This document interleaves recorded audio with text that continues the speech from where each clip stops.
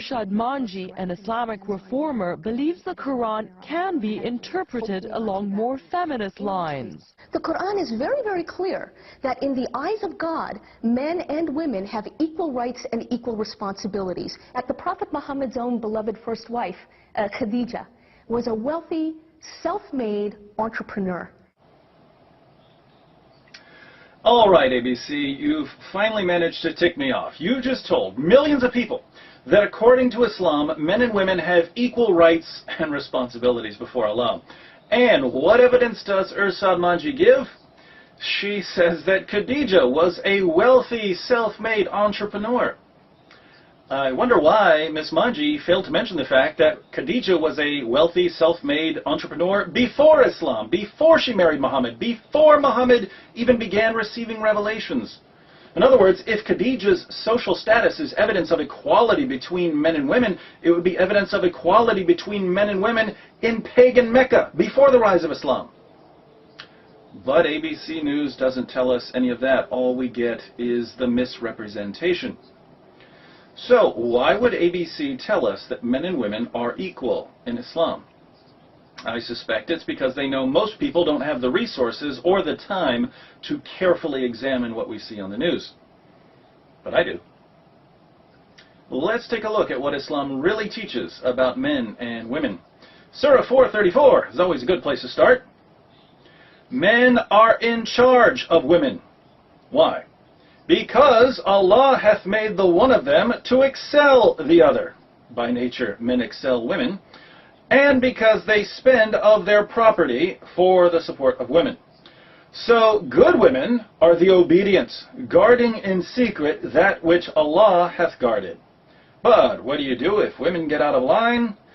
As for those from whom ye fear rebellion, admonish them, and banish them to beds apart, and scourge them. Then, if they obey you, seek not a way against them. The Quran is very, very clear. It certainly is, Miss Manji.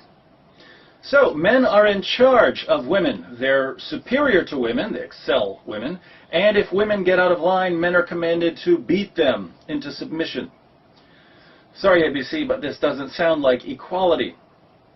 Nor is there equality when it comes to how many marriage partners a person can have. Surah 4:3 says, "And if you fear that you shall not be able to deal justly with the orphan girls, then marry other women of your choice, 2 or 3 or 4. Yes, you heard that correctly. Muslim men can marry up to 4 women. Can Muslim women marry up to 4 men? No. Is this what you call equality, ABC? We should also note that Muslim men can have more sexual partners than just their 4 wives. Muslim men get to have sex with their war captives and slave girls, those whom their right hands possess.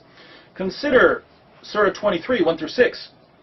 The believers must eventually win through, those who humble themselves in their prayers, who avoid vain talk, who are active in deeds of charity, who abstain from sex, except with those joined to them in the marriage bond, or the captives whom their right hands possess, or in their case they are free from blame." What I find rather horrifying is that Muslims can have sex with their captives and slave girls, even if the captives and slave girls are married.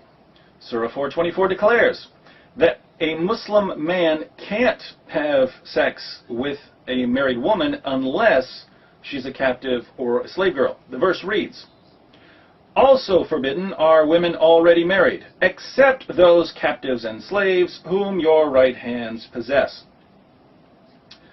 Do Muslim women get to have sex with their captives and slaves? No. That's not equality.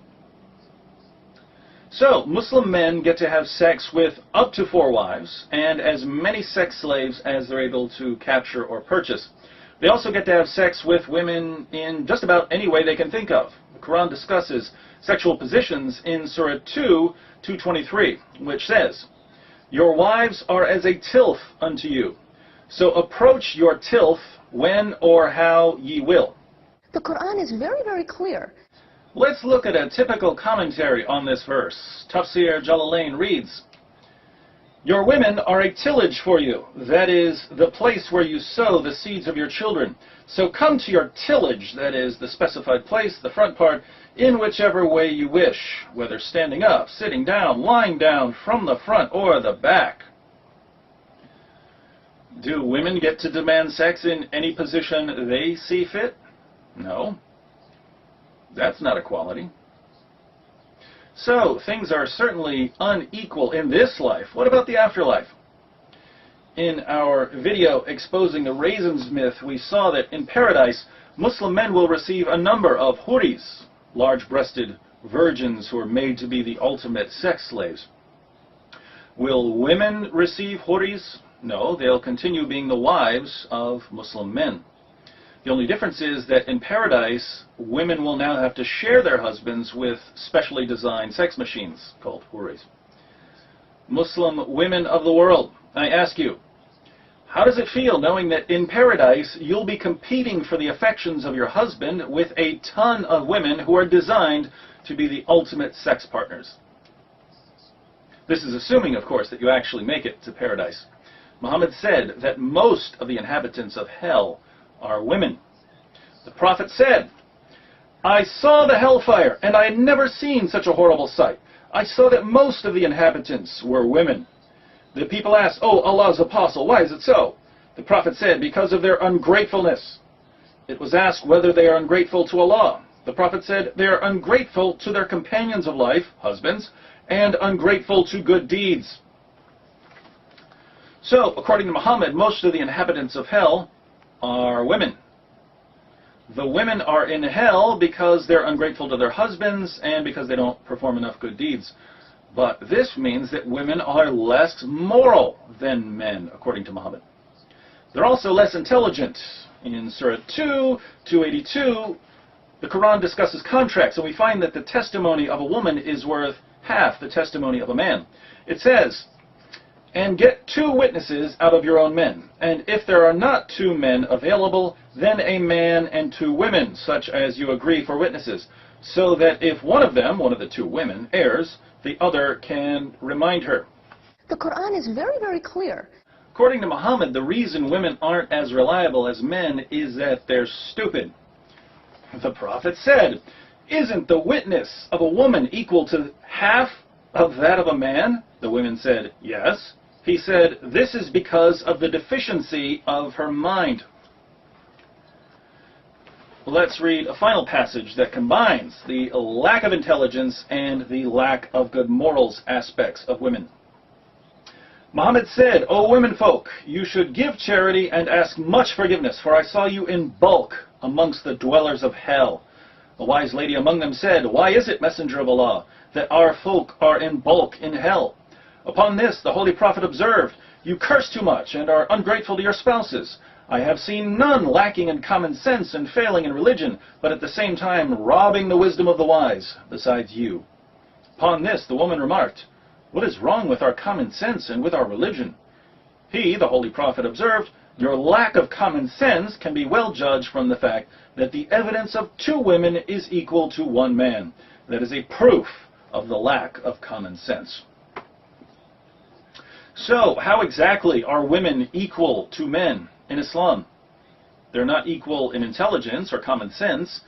They're not equal in morality. They're not equal in the number of sexual partners they can have in this life or the afterlife. The value of their testimony isn't equal. Men are in charge of women. Men excel women. Men get to beat women. Men and women aren't equal at all in Islam. And we didn't even have time to get to the veil or mutta, temporary marriage that amounts to no more than prostitution, or the Quran allowing sex with prepubescent girls, etc. So, why does ABC News continue to mislead millions of viewers, trying desperately to convince us that Islam is perfectly compatible with Western values? Stay tuned. I assure you, we will get to the bottom of this.